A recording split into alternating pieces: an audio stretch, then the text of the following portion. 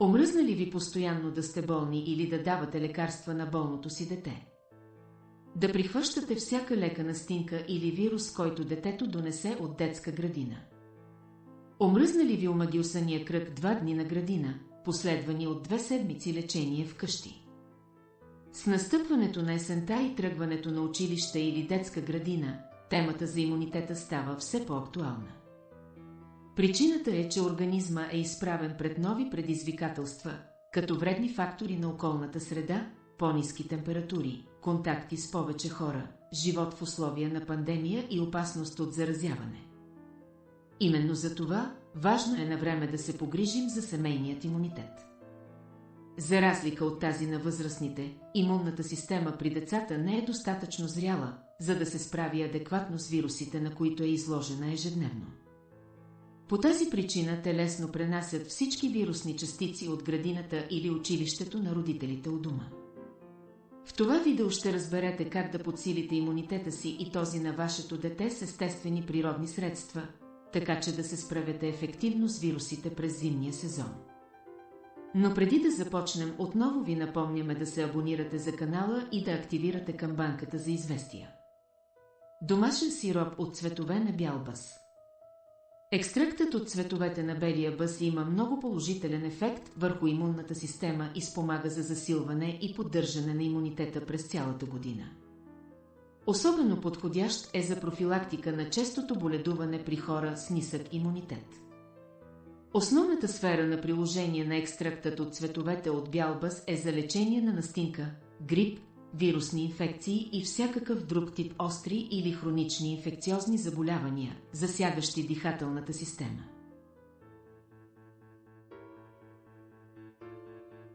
Можете да си приготвите суров сироп от цветове на белия бъс от началото на месец май до началото на юни. Тези от вас, които искат да направят сироп от бъс без захар, нека използват фруктоза или пчелен мед. За да си направите вкусна и полезна домашна лимонада, разредете концентрата с газирана вода, добавете резенчета лимон и купчета лед. Необходими съставки: 30 броя цвят от бял бъс, 2 литра вода, 2 лимона, 1 кг захар, чайна лъжичка лимонена киселина. Първата стъпка от рецептата е събирането на цвят от бял бъс. Внимателно почиствате цветовете и ги измивате за кратко. Слагате ги в подходящ съд, най-добре голяма тенджера. Почиствате лимона добре и го нарязвате на шейби. Изцеждате сока на втория лимон. Притискате отгоре цветовете с чиния или по-малък капак. Идеята е цветовете да са под водата. След 24 часа прецеждате цветовете и лимоните през сито. Добавяте захарта и лимонената киселина. Разбърквате сиропа с помощта на дървена бъркалка, докато захарта се стопи. Напълвате бутилките и затваряте сиропа. За продължително съхранение препоръчваме да стерилизирате бутилките за 10 минути. Така сиропа ще бъде добре съхранен през цялата година. Домашно вино от шипки. Червените плодове на шипката са истински извор на здраве. Плодовете от шипка имат благоприятен ефект при много заболявания и помагат на организма бързо да възстанови силите си. Витамините и многото полезни вещества, съдържащи се в шипката, укрепват имунитета, възстановяват метаболизма и подобряват еластичността на кръвоносните съдове.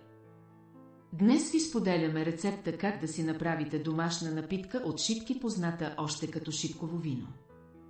Ще получите не само вкусна, но и изключително здравословна напитка. Как да си направите домашно вино от шипки? За приготвяне на шипковото вино са подходящи добре озрели плодове с тъмночервен цвят. Първо, внимателно почистете плодовете, като изхвърлите изгнилите и плесенясали. Дори една развалена може да развали цялото количество вино.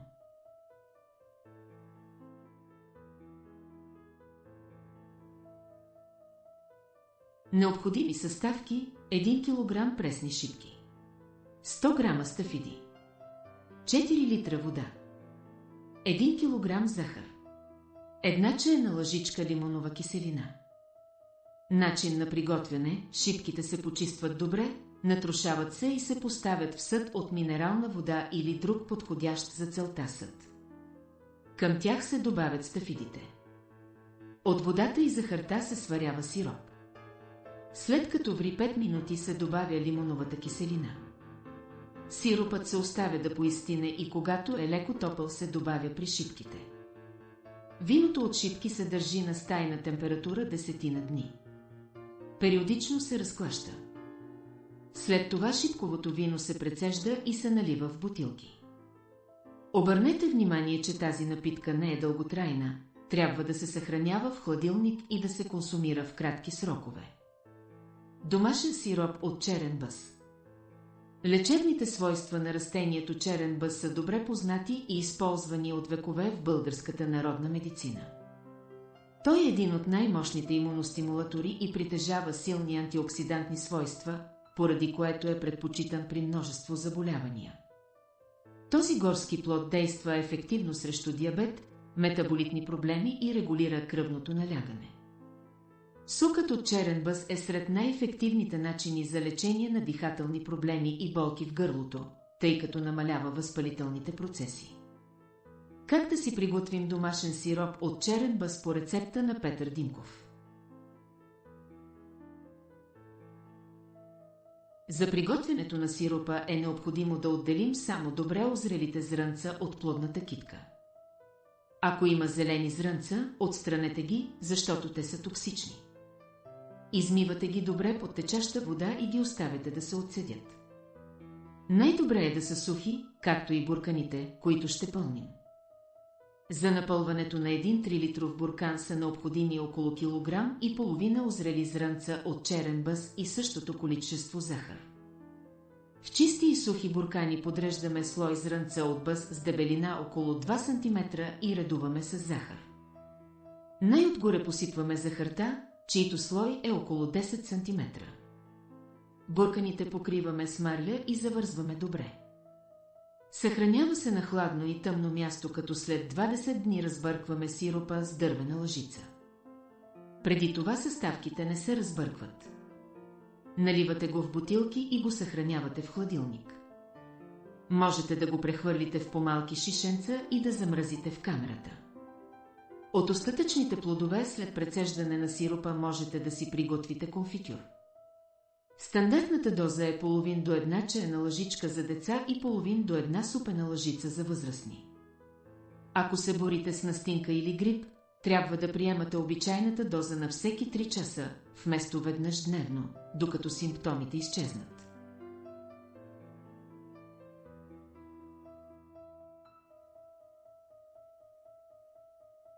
Благодарим ви, че гледате видеото до края. Благодарим на всички наши абонати за подкрепата.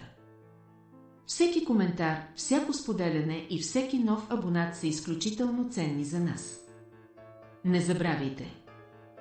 Консултирайте се с вашия лекар винаги, преди да предприемете определено лечение, включително билкови добавки и естествени средства. Информацията, представена тук, по никакъв начин не е заместител на специализираната медицинска консултация.